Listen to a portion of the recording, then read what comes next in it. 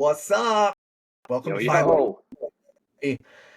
Welcome, today, today, Will and I are going to be talking, hashing, discussing, whatever word you want to use with this, about raising in your time and material rate. And it's such a cool topic to be able to go through because I've been in this situation many times where the question is asked, do I need to raise my time and material rate? Will, you been there? Absolutely. You get asked that topic of discussion all the time. Happy to kind of pick that apart and go through it. I got a lot of thoughts on it. Okay, so let's start off. So I'm going to ask you a question inside here. Why would someone want to raise their time material rate? Like, what do you hear as like reasons? I think a few of the reasons that prompt that initial question, one is we're busy, right? We're busy responding to a lot of time material or leak calls or NTE calls. Should we increase, right? Are we cheap? There's that self-doubt of, are we in line with our competitors? So I think that's part of it. The other is just kind of reanalyzing, are we even at the right rate to begin with? Those are the two things I see. So, 100% agree. And number one, you were right on track, right? My wording is just a little bit different. It's like they see everyone else's rate and they're like, man, mine's lower than everybody else. And I think it becomes that like self-perceived of like, I could be making more money, or maybe we're undercharging, right? Which kind of goes Mhm. right back to what you said, the second point of like, was my rate ever right to begin with? So No how question. in your world, how starting a new business, something like that, like how do you figure out the rate that you need to be? Like how do you break that down?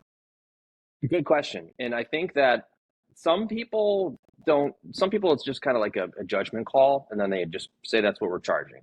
Others, it's kind of what we've always charged. But if you're starting out, then you really got to figure out what your margin should be, your fixed margin should be, and work back into that labor rate. I mean, that's what a labor rate should be. It's like a forecasted or expected amount of profit per hour that we work. You can work more hours in the day, but the margin should be locked. So for me, in the contractors that I work with, it's all right, what are the costs of the employees? What's the cost of the vehicle? What's the overhead? Let's figure that ratio out and then set the labor rate directly from the facts. Love that. So yes, 100%. But in order to have that, you have to know what the end is, right? Because you're going to say, okay, like margin. I don't even know what that, I mean, as a new contractor, it can be like, I don't even know what that is. Like, what is margin, right? And like Mm-hmm. gross margin, what's the difference between gross margin and net? And I think those are really, really good talk topics, not for this one, but what you're saying is absolutely right. What's the cost, right? And then what type of burden do you have, right? Do you pay insurance? Do you have any type of taxes, anything else that goes back into that employee to figure out the raw cost of that employee? Because I think that's part one, right? Mm-hmm. Definitely. And I think that a lot of contractors are thinking ahead too on how they formulate that labor rate. And there's variances too, because a lot will charge more for extra hours or nights and weekends and in overtime, and trying to align that. But if you think long term, how is it going to end up being accounted for? How do I count all of and a lot of people do job costing by work orders too, and that puts a lot of extra work to consolidate or reconcile, whatever you want to call it, at the end of the day. But for contractors that you're working with that have that labor rate, that pose that same question to you: should I increase? Should I back down? Where am I at? What are the kind of bullet points you pull from that kind of conversation? So number one goes directly into what you said, gross margin, right? So gross margin is ultimately the funds that you have left after you produce the job. And that's direct funds, right? So direct funds goes into travel, labor, materials, and then I'll say other, but other could be like you needed a lift, you needed a dumpster, you needed whatever it was, right? But that's your direct cost, and it's two things. So number one is your labor, which your labor is going to be your most expensive thing that you have. And then number two is like your materials and other. And I'll throw both of those together. Um, because your material markup which we haven't even got into, is part of your gross margin. So what I'd like to talk a little bit about is I'm always on the fence that I don't want to increase my time and material rate unless I have to. Mhm. I've ran into a lot of situations that where I'm having conversation and it's like, well, I'm going to change my rate from 85 to 90 bucks an hour, just for an example, right? And I pulled some math before this. And if I was to change my labor rate from 85 to $90 an hour, I'm going to give you just some raw math so you guys can see it, right? So average service ticket, 750 bucks. On the same page with that, Will? Yeah, totally fair. Okay. Average split between a ticket, 70-30, which means 70% of the ticket is labor, right? Travel, on-site, that stuff. 30% is your materials. Always the white elephant that I have a retrofit drain. Always the white elephant that I'm using modified. Always the white elephant that maybe not so white at this point, but like I'm torching it. I got a 2-hour fire watch, right? But still, Yeah. that goes right to labor time. So I've typically seen like a 70-30 split is a safe number. So if we pull those numbers and I was to change my labor rate to 85 or from $85 to $90 an hour, it ultimately changes my revenue, okay, total revenue of it by $15. Like that's what I look at, right? Like is a 5% change, right? Or a $5 change, sorry, 85 to $90. Is it really going to make the impact that you want into the business? Does that make sense? It does. It puts it in perspective. It changes the way that a lot of people look at it. Because if you actually follow through with going to the end and actually calculating out your cost differences, that might be part of the reason too of kind of self-checking. But I often see people just raise their rates because everyone else is doing it. It's not because they just went through that exercise and did the math and saw the outcome of it. I think that you should charge a fair market value for your services. But I think, and I see this a lot of attention, hours, um, effort going towards job costing those time material tickets. And in my opinion, you're never going to get it perfect. You'll never get it perfect, right? Because in service, let's say you run 3 jobs in a day, all time material jobs that you ran that day. Are you really going to spread that tank of gas across those 3 jobs, right? Are you really going to spread that tube of caulk across those jobs? So then what happens is one becomes inflated and the other ones look bad. So Yeah. I think kind of going into it, pre-estimating what your rates should be and sticking to it and monitoring and adjusting as needed. But I always rolled up a level and kind of job costed by, truck or maybe by type of work that you do, because that ultimately is more reliable and more accurate. Are there other forms of job costing outside of time material that you advise and that you've seen? So again, it starts with what's the reasoning? That's always my first question, right? What's the reasoning? I want to raise it because everybody else in the area is raising their rates. Okay, cool. That's a starting point. But I'll always go back to one, we're gonna split how much time material work do you guys do versus how much contract work do you do? Right? How many tickets do you run? Because if we're talking about running 100 tickets in an entire calendar year and raising your rates $10, it's not going to do anything, right? Like it's when I look at this, raising it from 85 to 90, it's 1.96% increase in revenue. And I guess that's always my question because I always have a Yeah. hard time on, and this is kind of an integrity side I almost look at of like, if we're going to raise our rates, one, are we going to announce it? Right? And if we announce that we're raising our rates, is that going to create any type of conflict with our customers? Right? Ultimately, conversations that we don't want to have. Mm. Right? So like that's number one. Now you can raise it and not announce it. But at the same point, there's a lot of people it's like, well, I'm going to raise my rates. I'm going to tell my customers. And there's a lot of back and forth on that. But I guess when it comes to raising the rate, right? Like, and this is kind of summing it up within the first 10 minutes, but like, why? Are you doing it because the competition's doing it? Are you doing it because you want more revenue? You want to increase the amount of revenue? Or are you doing it because you want to increase your gross margin? Which if you want to increase your gross margin, I would not touch my time material rate, and I would focus on contracts, right? Because my Mhm. contracts is going to bring in my 60, 65% gross margin, where typically my time materials in my low 50s, right? So Yeah. 2% change in low 50s, I can make 15% more if I just focus on that contract side. What are your Dude, thoughts on couldn't agree more, right? No one's ever going to get rich off of time material work orders. Let's just be real, and kind of what you're breaking down there is like, are we really going to fight to get an extra 1.5% off of increasing our labor rates? Because that's really what we're doing. And there's other ways to offset that, maybe at a trip charge or like a minimum or things like that that aren't directly related, although they are in a job cost standpoint. But to your point of focusing on how you actually earn profit, and that's through contract work. And I always looked at all these lead calls as, I want to convert them. In each lead call that we have, we want to, in a perfect world, we convert it while we're still there. Because you could take a 50% profitable work order, upsell a drain, and it goes to 200%. It's a hard feat to pull off. Maybe we could talk about that since we have some more time. But if you went in and focused on how to get more contract work, tons of different ways to do that, now you're gaining traction. Now we're it? profitable. Now we're able to do more. Yep.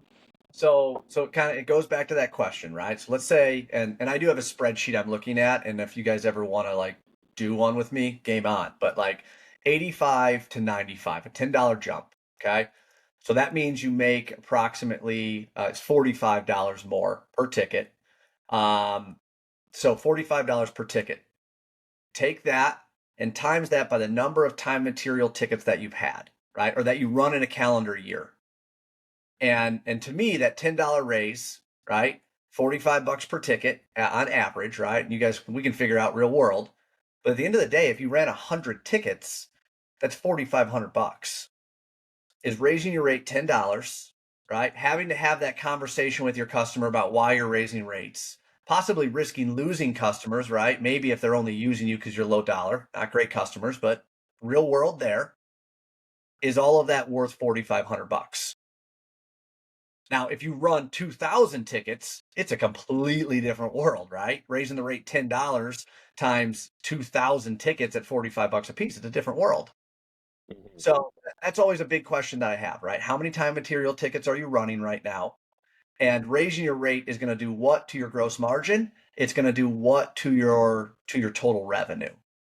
And to me, that's always been the deciding factors. Is that number big enough, right? Or is the pain big enough? Maybe like you said on profitability, I'm not making enough profit on this.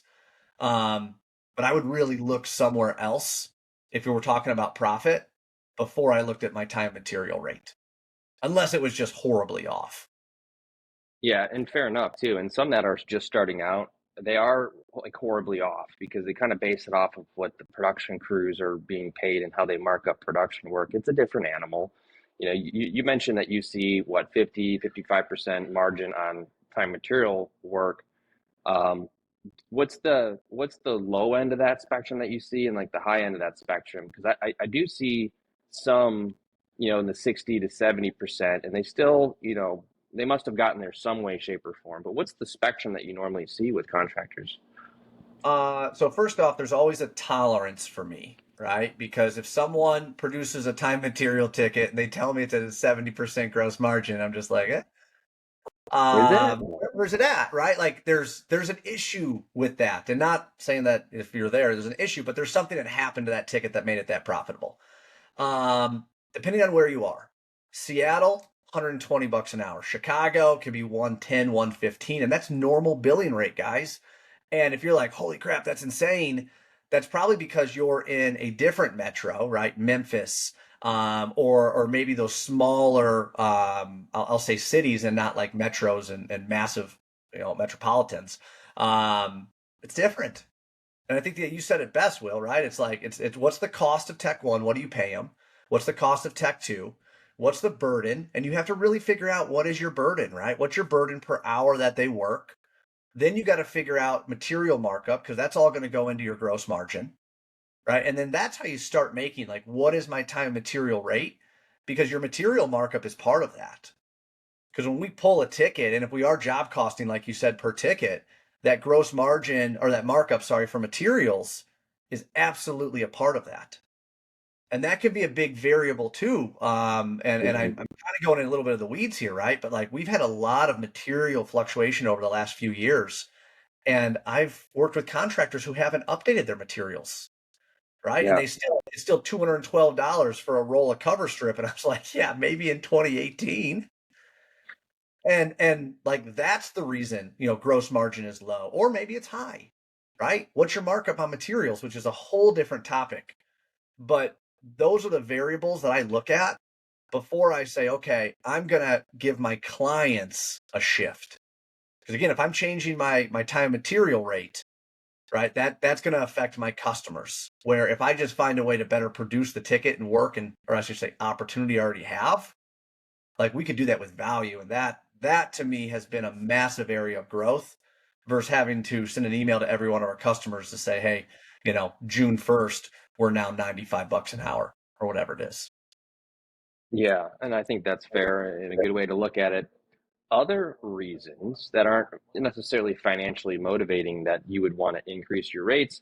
I also work with a contractor that did a lot of service, right? They've always done a lot of service. It's a big part of their business, and the additional software they put in place is leading to just more and more service. So now they're raising their rates just to kind of knock off the, not to be a jerk, but the pain in the ass customers that they don't want to do business with. That's a completely different motive right there. They're not doing it from a profitable standpoint. It's like hey, we're going to up our game in terms of professionalism. We come out, we do the right repair, the warrantable repair, stand by our work, right? And you got some of those clients that pay you the least can be your biggest headache. Have you had much experience with headache clients, and how did you handle them? Because it's all about the rates, right? It's all about what you're marking up my materials. I want to see a breakdown. Sure, you've Uh, clashed with them. yeah, it's a hard world. I actually had a call earlier today where it started off and it was like, I'm dealing with the worst customer ever. And I was like, I challenge you on that. I think I know Mm, somebody worse. So that's a power move, right? And I instantly went to sales because when I was in sales and you have a strong book of business, right? You know your customers, you know where it is, and then all of a sudden you have this like, and I'm just saying, you got this crappy lead that comes in, right? And they say, yeah, hey, I'm looking at replacing my roof. If you can come give me a bid, I'd appreciate it. I'm looking for the best price, and I'm going to award it inside 1 month. Like I instantly get shut off by that. Like looking for the best price, like sorry guys, we're in Texas, right to work state. Go pick the guy in the back of a pickup truck, right? Like good luck with that. yeah, there's so much and you're right because depending on who the customer is that you guys are working with, there are absolutely customers that will do everything possible to challenge the work order, say, hey, I see that you have 1 hour worth of labor here. My cameras show that they were here for 45 minutes, right? And those are customers that aren't necessarily valuing what you bring to the table. And I think what you're saying, right, you're going to raise those rates. I was working with a customer that had mentioned that they had a pain in the butt customer, and they actually gave that customer a discount because that customer called every single time and complained. So they gave them a cheaper rate. And it was mind blowing to me because it's like, this Yeah. guy's to work with. This guy should be paying you more simply for the headache that you have. Um, but those are the real things that are happening. So I think there's a lot of value in what you said, right? Once you get to the point to where you can say, hey, I know what my niche is, right? I know what I'm great at, right? Now we're going to start really executing on that. And value is not cheap, right? Value and cost are two completely different things. Mhm. And once you start honing in on the area that you're really good at, focusing on that part of the business and growing it, you can afford to get away from some of the stuff that perhaps you don't enjoy doing, or maybe you're not as good at. And you could have started by also, glazing windows and sealing brick and doing these other services. But then when you build up your book of business and you're established, you can choose what type of work you do. And I think a lot of contractors strive to get to that point, because that's the point in which we all enjoy what we do. No one likes breaking those invoices down for that particular client you're talking about and having those conversations and sending an invoice off and just knowing that you're going to get a phone call, right? And have to answer that call and respond to that breakdown. I would not give them a break or a discount. Yeah, to your point, definitely raise the rates on them, and then stand behind your work. Look, this is the cost of doing business, but you get this from me. You get this. I always show up. I always follow up with you. Stand behind it. Totally. What's the cost to do it the second time after the first guy who is cheaper screws it up? Is it more Mm-hmm. expensive for me? Right? Yeah.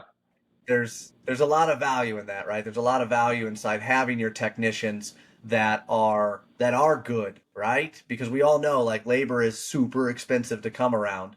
But that brings up another great point because I had a truck in one of the companies that I was in, and the truck had two people that were in the truck, and they were both foreman material, right? And this was a transition time. But I had one truck that had two foremen in it that were getting two foreman pay. It was the most expensive truck I had.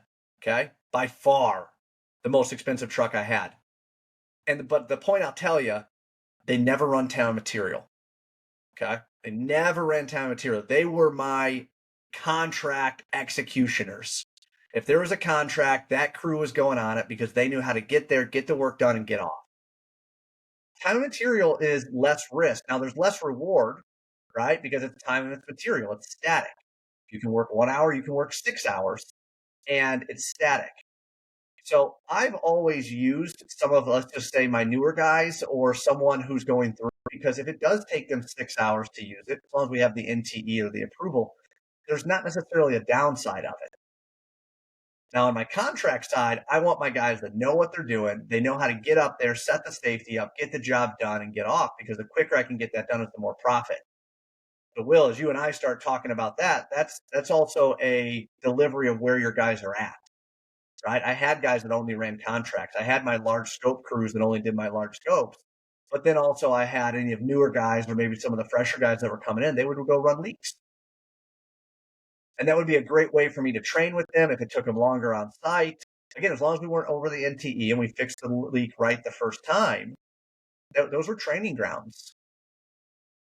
So Mm-hmm. understanding that, the other thing I'll say that not many people pay attention to, time and material can be your worst enemy. One, it can be your best friend because it's static, low risk, right? Travel, labor, materials, it's exactly what you used. It's static. But it absolutely is not when you're on overtime. Overtime is time and a half, guys, if not more, depending on where you're at, right? Um, that means your billing stays exactly the same, and now you're paying your guys 50% more. And that can take your gross margin from 50% to 30%, right? Gross margin, which means on net, you're probably not making anything. So that's also something to be very, very aware of, is are you guys doing time and material on overtime? Because again, what's the purpose of doing this, right? Maybe we can just get smarter with the time that we're doing leak calls. Or maybe it's Friday, right? And we have crews that are on 40 hours.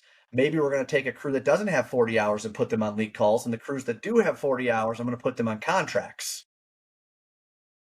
So shifting those Smart. employees also might be able to help you better maintain the rate. Because again, going back to it, at least from my side, if we're going to raise it $10, is it worth it? Right? Is it worth it to go from 85 to 95? Yeah, and especially if you're not, really managing it too, because to your point about the end of the week, everyone's over 30 hours, right? And how do we use that time? How do we value that time?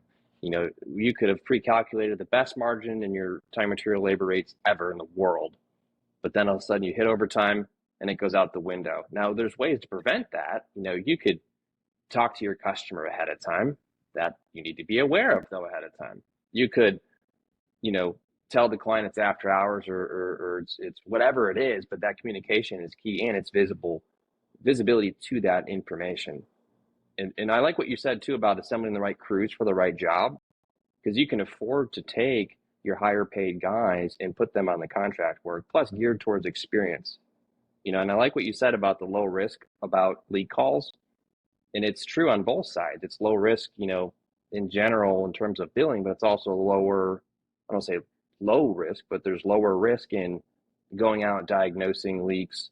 Because at the end of the day, if it leaks again, you come back, you've already got some time into it, but hopefully it doesn't, but you could teach guys, entry level guys, how to at least temp that kind of work, or even sales reps.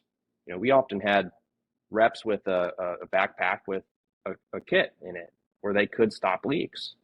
And if they were able to stop leak, great. It just made us look better. But I like it. I think for some of the conversations that I see around raising rates, I think it's mostly like looking at everyone else and asking the questions too, and just not wanting to fall behind. But Mhm. I love the conversation. We picked it apart, and it's like, is it really going to hurt you at the end of the day? Probably not. You need visibility. Is it Yeah. fair? It is, right? So I guess my question to you guys, if you're like, hey, do I need to move? Do I need to change my rate? So number one, if you change your rate, figure out what your average ticket is, right? You guys have what it is. You should be able to pull all of your tickets, all your time material tickets, divide them by the number of tickets, and that's your average time material. Okay. Just run there. Then figure out what labor only is, which you should be able to pull that from your system. Divide the labor by your labor rate. That's going to give you a general idea of how many hours you guys have had. And then calculate the difference. You're going to change it 10 hours based upon 400 hours. What's the dollar amount there? Is that worth it? Right? Because, like in the example that I gave you, this one ticket, right, we changed it from $85 to $95 an hour, we gained revenue of $45. Every upsell I've ever done on site has been more than $45. So is it maybe just more logical to convert time material into a contract? Right? Not only can we make more profit, but we can increase the revenue. So again, we're taking that same opportunity that you guys have and we're just doing more with it. And that's always my challenge when we're talking about it, because my fear is having to go, and this is my personality fear, right? Is like I have to go have a conversation with every one of these customers or my customers, right? And say, hey, June 1st, we're going to be increasing our rate. And they're going to say, why?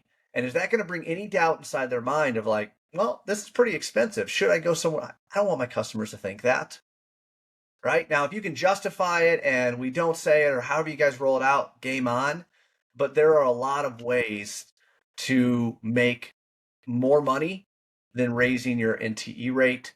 And that's going to be my question to you guys. Is it worth it? Right? Is the $45 a ticket worth it? Is the 5% increase worth it?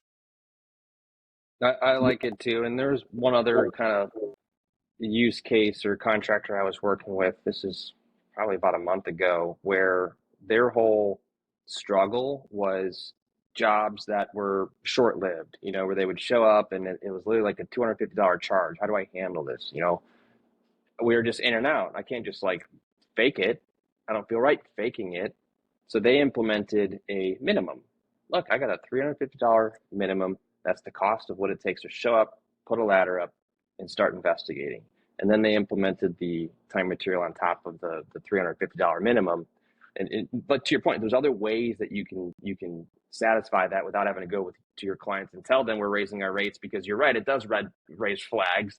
I don't want to lose clients either, but I thought that was interesting. But a good way to look at it too, have minimums, and every contractor is different. Everyone has to travel to a different distance, and do different work. What we're saying isn't one size fits all. And that's why I love these conversations, because we get to pick it apart and interpret what we're each seeing from different angles, from different contractors in different regions. I love it.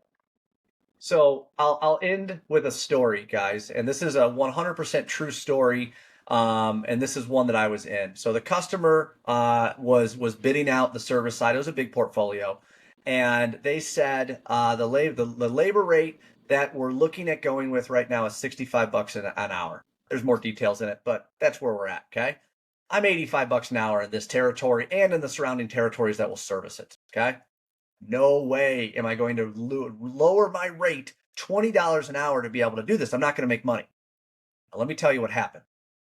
There was a trip charge. They were okay with the trip charge.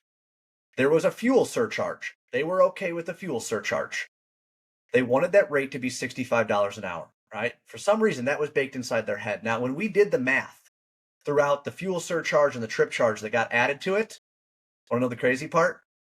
They actually Mm. paid 5% more. They paid 5% more with those line items being added in simply because they were so driven on a low dollar amount. And you already said that there, right? Like people are putting in fuel surcharge, they're putting in trip charge. The diagnosis charge, it's no different than an HVAC world, right? Show up, see what's going on. It's a diagnosis. And first hour is 175, every hour after that's 90. Any HVAC company will do that. There's ways to be able to, again, make value out of what you guys have. The biggest thing that I think we need to all recognize is that every time you get that call, it's an opportunity, right, for you guys to be able to grow that relationship. Find additional stuff on site, look around, right? Act as if this is your building, do those additional site bids because that's what's going to take you beyond just the time material side. That's right. Couldn't have said it better myself. So, guys, thank you for joining every week. We're growing the audience. Tell your friends, share it. So, just get the word out. We get to have these great conversations every other Friday, and looking forward to the next one. Cool. Thank you. See y'all.